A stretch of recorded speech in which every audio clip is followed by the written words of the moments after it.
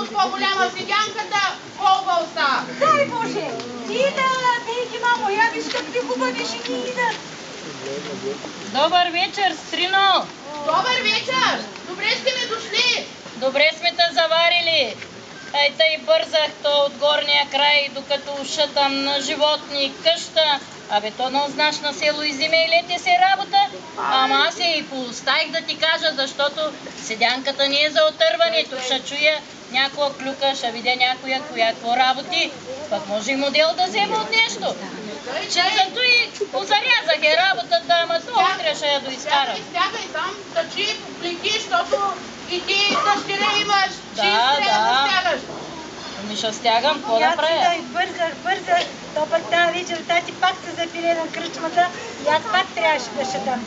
Но изплевнята и бързам, защото пък присуквам за алищи и гледам да седна по-близичко до скандилото, че да може да виждам. Присуквай и по-здраво да го направиш.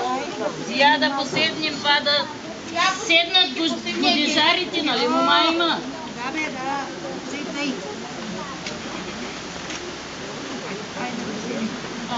Я да видим да поработим малко. Я да видя какво работил съди, пък да направя на моята дъщеря, че... Ами аз си взимам ето си напред, да ще видя какво ще правя, като я приготвя.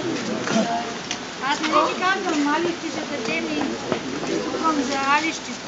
Присуквай, да стане по-здрава жицата, да е здраво алището. Да има да се отоплят и дечата после. Бива. Играят на него. Бива. Седянка се кладеше от моми ергени.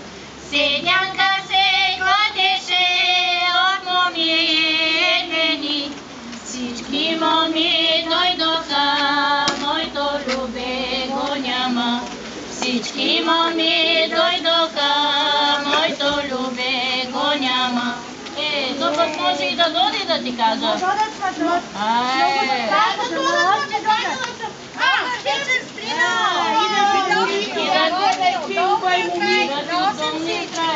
Добре сте ми дошли!